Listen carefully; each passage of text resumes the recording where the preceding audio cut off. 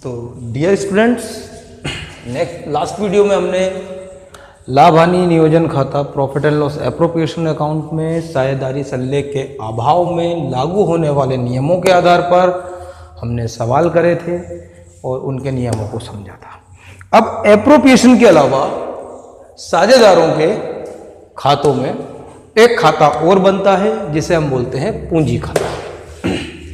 तो अभी तो हमने लाभ हानि नियोजन खाता जिसे हम बोलते हैं profit and loss appropriation account बनाना सीखा था। अब हम देखेंगे पूंजी खाते, यानी पूंजी खाते मतलब साझेदारों के पूंजी खाते जिसे बोलते हैं हम पार्टनर्स कैपिटल अकाउंट। तो यहाँ पर हम पहले ये समझेंगे कि कैपिटल अकाउंट क्या होता है और उसको कितने तरीके से बनाया जा सकता है। तो सबसे पहले तो मैं आपको ये बताना चाहूँगा कि बिजनेस में जब कोई पार्टनर बनते हैं तो वो भी अपनी अपनी पूंजी यानी कैपिटल लेकर आते हैं। अब उस पूंजी का भी रिकॉर्ड रखा जाता है कि भाई किसने कितनी पूंजी कब लगाई, ठीक है। और आज वर्तमान में प्रेजेंट में आज उसकी पूंजी कितनी है। तो इसके लिए दो मेथड फॉलो की जाती है, यानी कि दो ही विधियां होती हैं।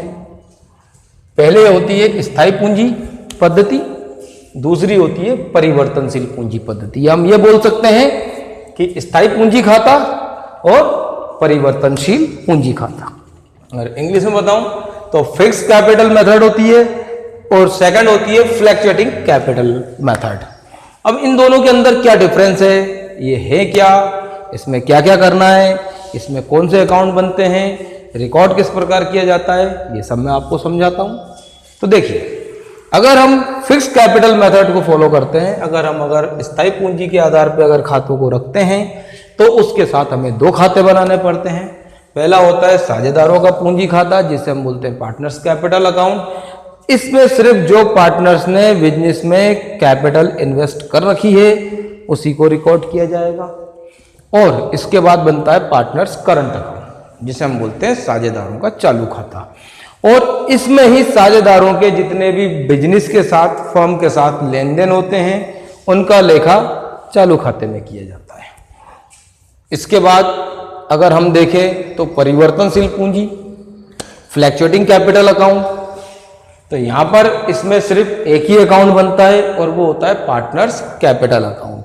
इसमें एक ही खाता क्यों बनाया जाता है उसका भी रीजन बता देता हूं मैं आप लोगों को कि जब हम फ्लैक्चुएटिंग मेथड से जब हम कैपिटल अकाउंट प्रिपेयर करते हैं तो उसमें पार्टनर की लगाई हुई कैपिटल, उनके जो भी इंटरनल ट्रांजैक्शंस थे उन सबको हम इसी अकाउंट में मेंशन करते हैं।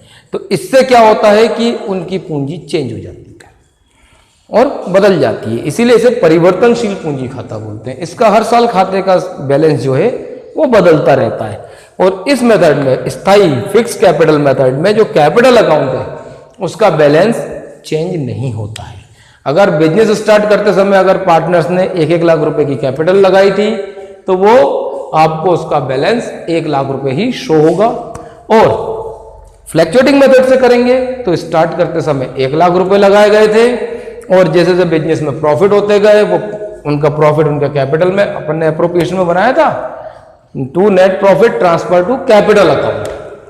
तो अगर फ्लैक्चुएटिंग है तो वो कैपिटल में ट्रांसफर हो जाता है, इससे उनकी कैपिटल बढ़ जाती है, पूंजी बढ़ जाती है।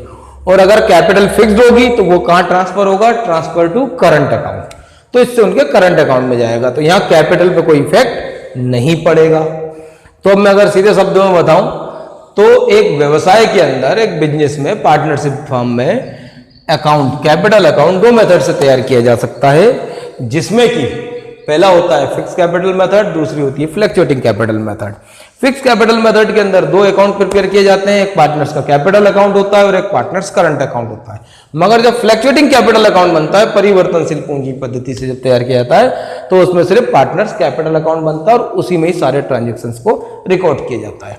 तो इनके अगर मैं डिफरेंस को अगर अच्छे से डिस्क्राइब करूं तो ये दोनों का भी आपको मीनिंग समझ में आ जाएगा और इसमें हमारा डिफरेंस भी क्लियर हो जाएगा। जिसमें से कि ऑब्जेक्टिव में क्वेश्चन पूछे जाते हैं, जैसे पूछ लिया जाता है कि कौन सी पूंजी पद्धति में चालू खाता रखा जाता है, तो भाई सीधी सी बात है, अगर स्थायी पूंजी होगी फिक्स कैपिटल मेथड होगी उसी में प्रिपेयर किया जाता है करंट अकाउंट, उसी में ही चालू खाता रखा जाता है। ठीक, तो अब इनके जरा डिफरेंस देख लें। तो पहले तो मैंने आपके लिए अंतर के आधार रख दिए कि किस आधार पर हम इनका डिफरेंस कर रहे हैं, ठीक है। फिर पहले स्थायी पूंजी, फिर परिवर्तनशील पूंजी।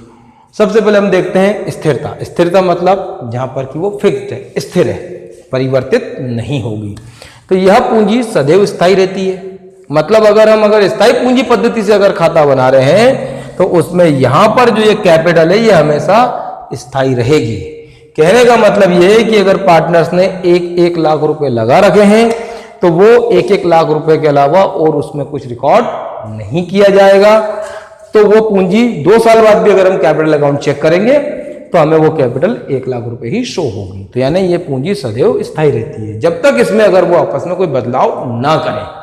अब आते हैं परिवर्तनशील पूंजी खाते में आते हैं। इसमें प्रतिवर्ष परिवर्तन होता रहता है। मतलब अगर स्टार्ट करते समय 1 लाख रुपए थी और फिर उनको उसमें प्रॉफिट हुआ, उन्होंने उस प्रॉफिट को अपने कैपिटल में जोड़ दिया, जो उन्होंने ड्राइंग करी वो कैपिटल से माइनस कर दी।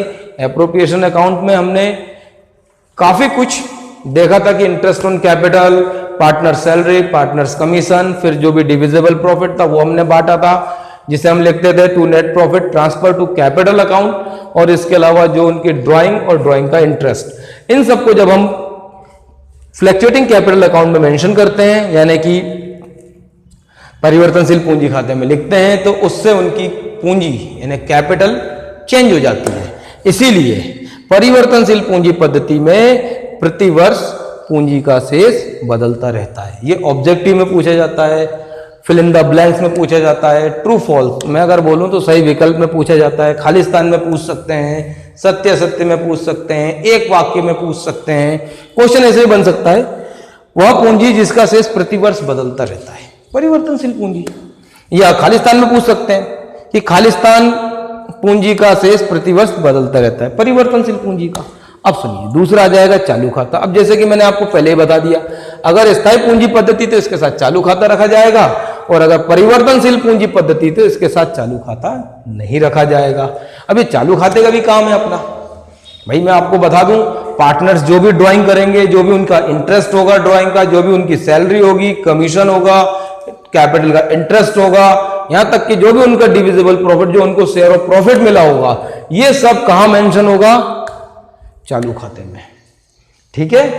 और जब हम परिवर्तनशील पूंजी बनाएंगे तो वो इसी में डायरेक्ट मेंशन होगा, जिसका अगला है लेखा।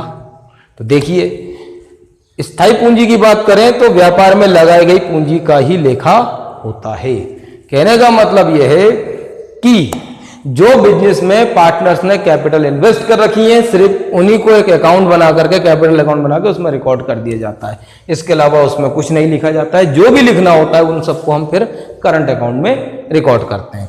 और परिवर्तनशील पूंजी में पूंजी के अलावा यानी जो पार्टनर्स ने अपनी कैपिटल लगा रखी है उसके अलावा उनके आहरण मतलब ड्राइंग्स, कैपिटल का इंटरेस्ट, ड्राइंग का इंटरेस्ट मतलब पूंजी का ब्याज, आहरण का ब्याज, वेतन मतलब सैलरी, लाभ, प्रॉफिट आदि जो भी होते हैं उनके रिकॉर्ड, उनका लेखा होता है।